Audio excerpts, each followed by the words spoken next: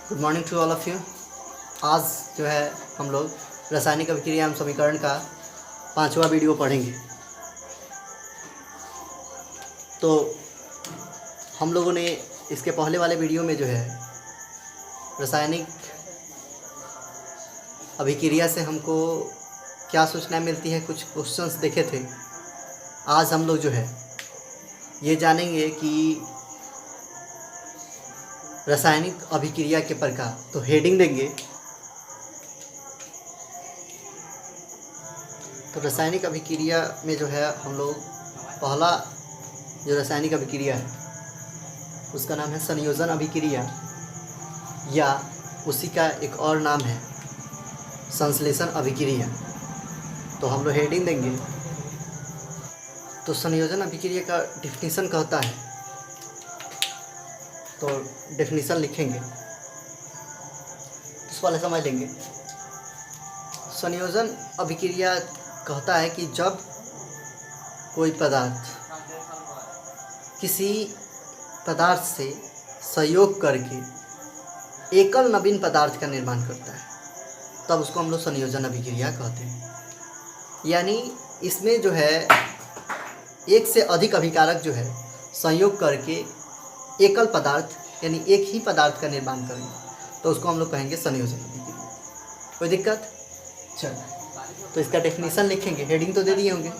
चलिए, तो डेफिनेशन कहता है कि वैसा रासायनिक अभिक्रिया जिसमें दो या अधिक पदार्थ आपस में संयोग करके एकल नवीन पदार्थ का निर्माण करते हैं, उसे संयोजन अभिक्रिया या संश्लेषण अभिक्रिया कहते हैं।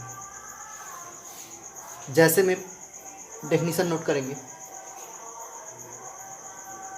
जैसे में 1 नंबर लिखेंगे।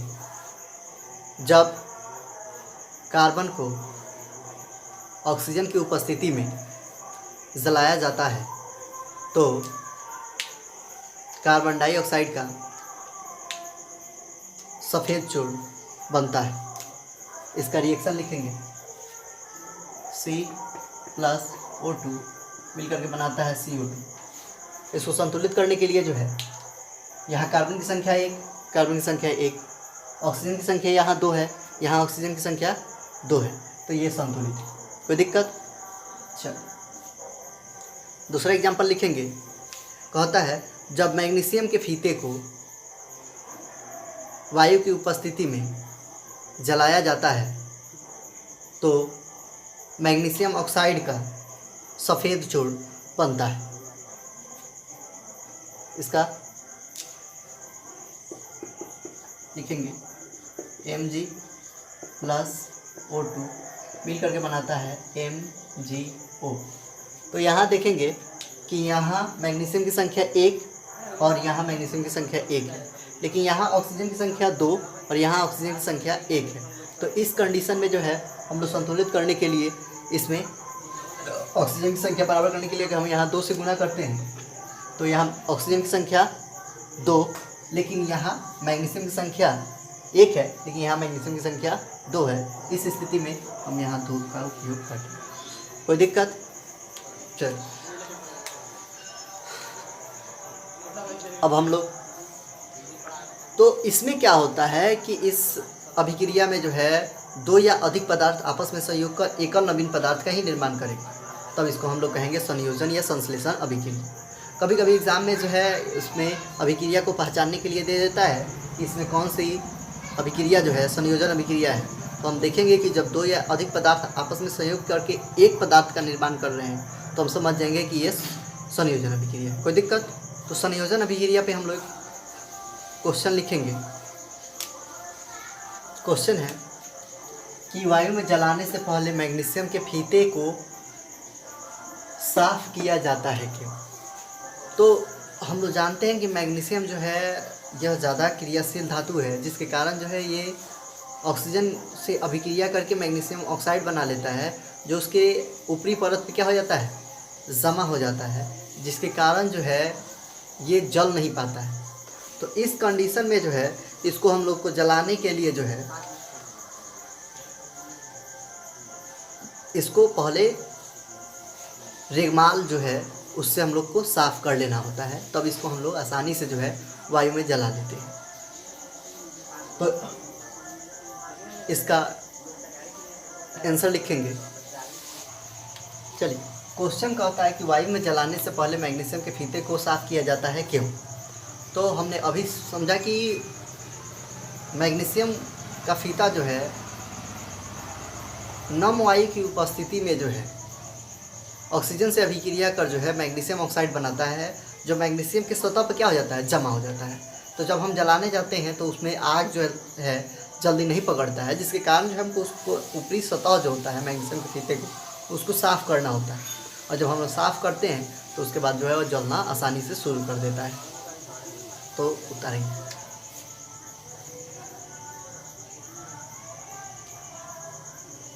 चलिए, तो अब हम लोग आगे बढ़ेंगे। तो हम लोगों ने अभी देखा संयोजन अभिक्रिया जो है दो तत्वों के बीच में। अब जो है हम लोग संयोजन अभिक्रिया देखेंगे एक यौगिक और दूसरे यौगिक के बीच में। चलिए, तो इस पर एक अगला एग्जांपल लिखेंगे। 2 एग्जांपल हो गए थे, तीसरा एग्जांपल संयोजन अभिक्रिया का लिखेंगे। जब कार्बन मोनोऑक्साइड को ऑक्सीजन से के उपस्थिति में जलाया जाता है तो कार्बन डाइऑक्साइड बनता है। इसके लिए समीकरण लिखेंगे CO + O2, तो मिल करके बनाता है CO2। कोई दिक्कत? चलिए, इसको हम लोग को संतुलित करना है। तो ये संतुलित करने के लिए हम लोग यहाँ देखते हैं कि कार्बन संख्या 1, यहाँ कार्बन संख्या 2 है, और यहाँ कार्बन संख्या ऑक्सीजन संख्या 3 और यहाँ ऑक्सीजन संख्या 2 है। तो इस कंडीशन में जो है अगर हम यहाँ 2 करते हैं तो यहाँ ऑक्सीजन की संख्या 4 हो गई और कार्बन की संख्या 2 हो गई। तो यहाँ अगर हम 2 का प्रयोग कर देते हैं तो यहाँ कार्बन की संख्या क्या हो गई, 2, और ऑक्सीजन संख्या 2 और 2 4, तो यहाँ ऑक्सीजन संख्या 4 हो गई। तो यह हमारा संतुलित हो गया। तो इसको संतुलित करने के लिए जो है हम किस विधि से जा सकते हैं, बीजगणितीय विधि से हम इसको सिद्ध कर सकते, संतुलित कर सकते हैं। कोई दिक्कत? चल,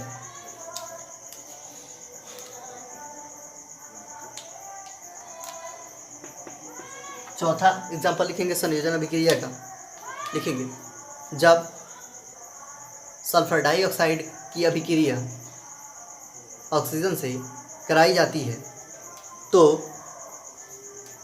सल्फर ट्राइऑक्साइड बनता है। तो इसको हम लोग लिखेंगे SO2 + O2 मिल करके बनाता है SO3। तो यहाँ हम लोग देखते हैं कि ऑक्सीजन की संख्या यहाँ 2 और 2 4 है, यहाँ ऑक्सीजन संख्या 3 है, यहाँ सल्फर की संख्या 1 है, यहाँ सल्फर की संख्या 1 है। तो इसको हम लोग संतुलित करने के लिए अगर यहाँ हम 2 का प्रयोग करते हैं तो यहाँ ऑक्सीजन की संख्या 6 हो गई और यहाँ ऑक्सीजन की संख्या 4 है, तो यहाँ सल्फर की संख्या 2 हो गई। तो यहाँ हम 2 करते हैं तो यहाँ ऑक्सीजन की संख्या 4 और 2 6, और यहाँ ऑक्सीजन की संख्या 6 और सल्फर की संख्या 2, तो संतुलित हो गया। इसको हम संतुलित करने के लिए जो है बीजगणितीय विधि का प्रयोग करें। कोई दिक्कत? चलिए आगे बढ़ेंगे। चलिए, तो कहता है एक और रिएक्शन जो है, इसका एग्जांपल एक और हम लोग लिखेंगे। जब कैल्शियम ऑक्साइड की अभिक्रिया जल से कराई जाती है तो कैल्शियम हाइड्रोक्साइड का निर्माण होता है। चलिए, तो इसका समीकरण लिखेंगे CaO + H2O मिल करके बनाता है CaOH का 12। अब ये कैसे बनाता है, तो इसके लिए थोड़ा सा हम लोग देखेंगे कि ये रिएक्शन कैसे होता है। तो H2O जो है, एक मान लीजिए कि एक बर्तन, उसमें अगर हम पानी रख दें और पानी में हम चीनी मिला दें, क्या मिला दें, शुगर, चीनी को घुला देने के बाद जो है अगर हम फिर वाष्पन की क्रिया द्वारा अगर पानी को बाहर कर ले तो जो चीनी हमको मिलेगा, क्या उसका गुण बदलेगा? नहीं बदलेगा। उसका स्वाद जो है वैसा ही रहेगा, यानी उसका गुण नहीं बदलेगा। वही होता है जब इससे अभिक्रिया कराई जाती है। तो जब यहाँ क्या होता है कि इसमें जो है हाइड्रोजन तो वैसे ही जुट जाता है, हाइड्रोजन वैसे ही जुट जाता है और ऑक्सीजन की संख्या 1 बढ़ जाती है। तो इस स्थिति में जो है जब भी हम लोग इस तरह का रिएक्शन जो है आगे हम लोग सीखेंगे ये कैसे इसको सॉल्व किया जाता है, लेकिन जनरली जो है यहाँ हाइड्रोजन जुट जाता है और ऑक्सीजन की संख्या 1 बढ़ जाती है। तो इस स्थिति में जो है CaOH का ट्वाइस हो जाता है, 2 हाइड्रोजन 2 ऑक्सीजन, इससे कॉमन हो जाता है। कोई दिक्कत? चलिए अब हम लोग इस पर बेस्ड एक क्वेश्चन है, इसको हम लोग पहले ही समझे थे, इसको हम लोग चूना कहते हैं और इसको बुझा हुआ चूना। ठीक, तो एक क्वेश्चन बनता है कि बुझे हुए चूने का उपयोग दीवारों की सफेदी के लिए किया जाता है, क्यों? तो हम लोग क्वेश्चन लिखेंगे, बुझे हुए चूने का उपयोग दीवारों की सफेदी के लिए क्यों किया जाता है। हो गया क्वेश्चन। चलिए इसका आंसर लिखेंगे।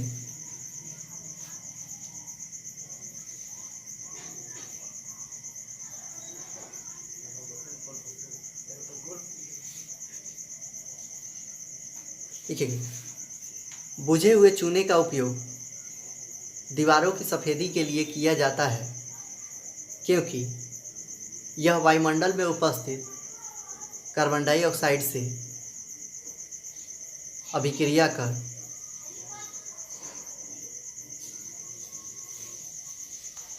कैल्शियम कार्बोनेट बनाता है, जिससे दीवारों में संगमरमर सी चमक आ जाती है। अतः यही कारण है कि बुझे हुए चूने का उपयोग जो है दीवारों की सफेदी के लिए किया जाता है। कोई दिक्कत? चल अभी हम लोग समझे हैं कि क्वेश्चन लिखे हैं कि बुझे हुए चूने का उपयोग जो है CaOH के ट्वाइस का उपयोग जो है हम लोग दीवारों की सफेदी के लिए क्यों करते हैं। तो इसमें क्या होता है कि कैल्शियम हाइड्रोक्साइड जो है बुझा हुआ चूना जो है CO2 से अभिक्रिया करके जो है CaCO3 कैल्शियम कार्बोनेट, या इसी को हम लोग संगमरमर भी कहते हैं, ये बना लेता है, जिसके कारण जो है दीवारों पर जो है संगमरमर से चमक आ जाती है। अतः यही कारण है कि हम लोग जो है बुझे हुए चूने का उपयोग जो है दीवारों की सफेदी के लिए हम लोग किया करते हैं। कोई दिक्कत? चल तो आगे बढ़ेंगे। अब जो अगला अभिक्रिया है उस अभिक्रिया का नाम है वियोजन अभिक्रिया, या उसी को हम लोग अपघटन अभिक्रिया भी कहते हैं।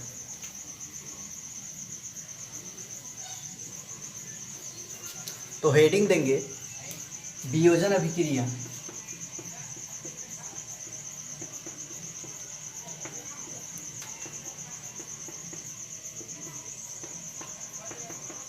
ये दूसरा अभिक्रिया है, या इसी का नाम अपघटन अभिक्रिया भी।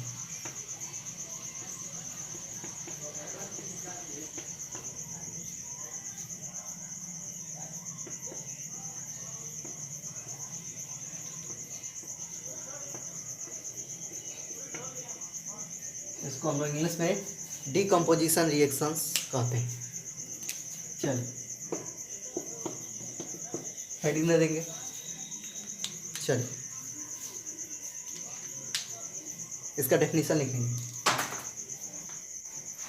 कहता है डेफिनेशन इसका, वैसा रासायनिक अभिक्रिया जिसमें एक पदार्थ टूटकर एक या अधिक नए पदार्थों का निर्माण करता है उसे हम लोग वियोजन अभिक्रिया कहते हैं। जैसे जब कैल्शियम कार्बोनेट को गर्म किया जाता है तो यह टूटकर जो है कैल्शियम ऑक्साइड तथा कार्बन डाइऑक्साइड का निर्माण करता है। तो इसमें क्या है, एक पदार्थ टूटकर 2 या अधिक पदार्थ का निर्माण करेगा, तो हम लोग इसको कहते हैं वियोजन अभिक्रिया या अपघटन अभिक्रिया। कोई दिक्कत? तो इसमें क्या है कि एक पदार्थ टूटकर एक या अधिक नए पदार्थों का निर्माण करेगा। ठीक, तो इसमें देखते हैं यहाँ कैल्शियम की संख्या 1 है, यहाँ कैल्शियम की संख्या 1 है, ऑक्सीजन की कार्बन की संख्या यहाँ 1 है, कार्बन की संख्या 1 है, ऑक्सीजन की संख्या 3 है, यहाँ ऑक्सीजन की संख्या 3 है, तो ये संतुलित है। दूसरा कहता है कि जब पोटेशियम क्लोरेट को गर्म किया जाता है तो पोटेशियम क्लोराइड तथा ऑक्सीजन गैस बनता है। तो KClO3 KCl में टूटता है और ऑक्सीजन बनता है। तो इसको हम लोग अनुमान विधि से ही संतुलित कर सकते हैं, क्योंकि यहाँ सब अलग अलग है।